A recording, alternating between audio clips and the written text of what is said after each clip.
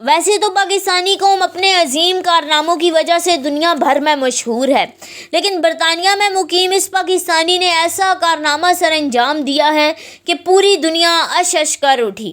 یہ پاکستانی آج سے کچھ عرصہ قبل برطانیہ اسٹڈی ویزا پہ گیا تھا۔ اس کے والدین کے پاس اتنے پیسے نہیں تھے کہ وہ اس کی فیس وغیرہ کے اخراجات برداشت کر سکے۔ جب یہ پاکستانی برطانیہ گیا تو اس پہ 20 لاکھ کا قرضہ چڑھ گیا۔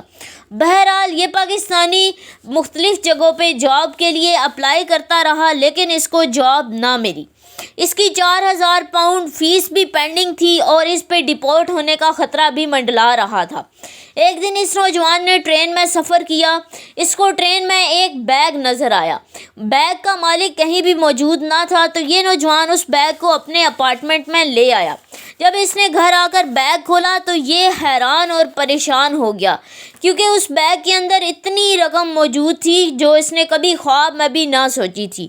اس بیگ کے اندر 30,000 پاؤنڈز موجود تھے اور کچھ قیمتی ڈاکومنٹس بھی موجود تھے۔ ڈاکومنٹس پر مینشن نمبرز پر اس نوجوان نے کال کی اور ایک آدمی نے اس نوجوان کو اپنے گھر بلایا۔ اس نوجوان نے اس آدمی سے بیگ کی نشانیاں پوچھی۔ جب اس آدمی نے نشانیاں بالکل صحیح بتائیں تو اس پاکستانی نوجوان نے وہ بیگ اس کے ہینڈ اوور کر دیا۔ بیگ کے مالک نے اس پاکستانی نوجوان سے اس کی تفصیلات پوچھی تو اس نوجوان نے بتایا کہ میری فیس بھی پینڈنگ ہے اور مجھ پہ 20 لاکھ کا قرضہ بھی ہے۔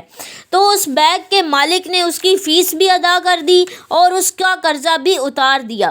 نوجوان نے اپنی مزید مشکلات کے بارے میں بتاتے ہوئے کہا کہ میرے پاس جاب بھی نہیں ہے۔ تو اس عظیم انسان نے اس کو کہا کہ تم میری فرم میں کام کر لو۔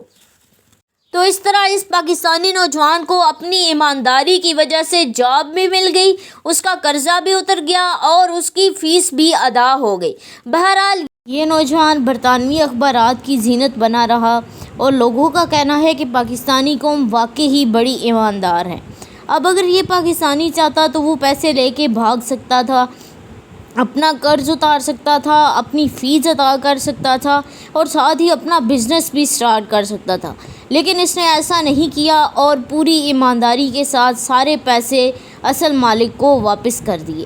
تو آپ کو اس پاکستانی نوجوان کا یہ عظیم کارنامہ کیسا لگا؟ کمنٹ سیکشن میں ضرور بتائیے گا۔